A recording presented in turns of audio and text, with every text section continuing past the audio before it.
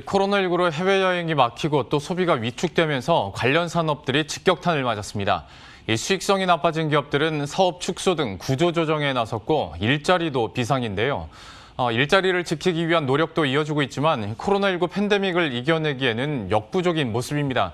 오히려 기업과 정부의 지원책들이 현실과 동떨어져서 근로자들의 자괴감만 키운다는 지적도 나오고 있는데요. 머니투데이 방송은 오늘부터 사흘에 걸쳐 위기에 놓인 일자리 문제를 집중 조명합니다. 첫 순서로 오프라인 점포 줄폐점으로 인력 감축이 빠르게 확산하고 있는 유통업계의 현실을 최보윤 기자가 취재했습니다.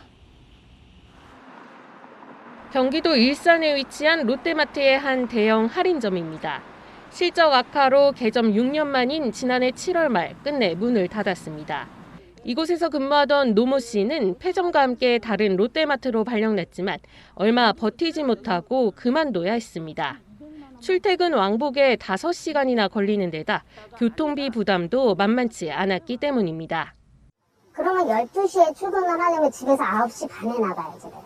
한 200만 원만 벌어도 다니겠다. 그런 말까지 했었어요. 근데 월급을 딱 타보니까 교통비 빠지고 120에서 125만 원밖에 안 되는 거예요. 롯데그룹의 유통 계열사인 롯데쇼핑은 지난해에만 100여 곳이 넘는 백화점과 마트 등 오프라인 점포를 폐점했습니다. 앞으로도 100여 곳의 점포를 더 접을 계획입니다. 가뜩이나 수익성이 나빠지던 와중에 코로나19까지 덮치면서 불가피한 선택이 됐습니다. 다만 점포 폐점에도 근로자들은 인근 점포로 재배치해 일자리를 보장하겠다는 것이 롯데 측 방침입니다. 하지만 폐점한 곳의 근로자 절반 이상은 현실적인 문제에 부딪히며 퇴사를 택하고 있는 것으로 나타났습니다. 실제 지난해 롯데쇼핑 근로자는 22,800여 명으로 1년 전보다 2,500여 명이나 줄었습니다. 직원 10명 가운데 1명은 회사를 떠난 겁니다. 롯데 소속 직원뿐만 아니라 협력사 직원들까지 고려하면 일자리 감소폭은 기하급수적으로 커집니다. 이마트나 홈플러스 등 다른 유통업체들의 사정도 비슷합니다. 점포 폐점뿐만 아니라 일부 사업 철수까지 속속 진행되며 구조조정이 확산하는 모양새입니다.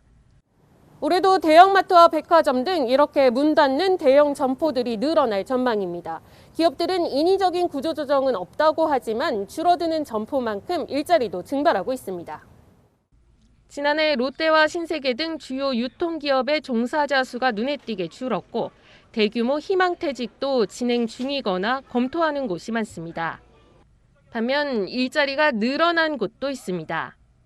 최대 호황을 맞은 온라인 유통업계에는 오프라인과 달리 일감이 풍부합니다. 온라인 쇼핑 시장의 대표주자 쿠팡은 이미 5만여 명을 직고용했고 앞으로 5만여 명을 더 뽑겠다는 계획도 내놨습니다. 하지만 최근 직원들의 사망 사고가 잇따르는 등 높은 업무 강도 대비 부실한 처우 문제가 수면 위로 떠오르며 나쁜 일자리를 양산한다는 지적도 커지고 있습니다.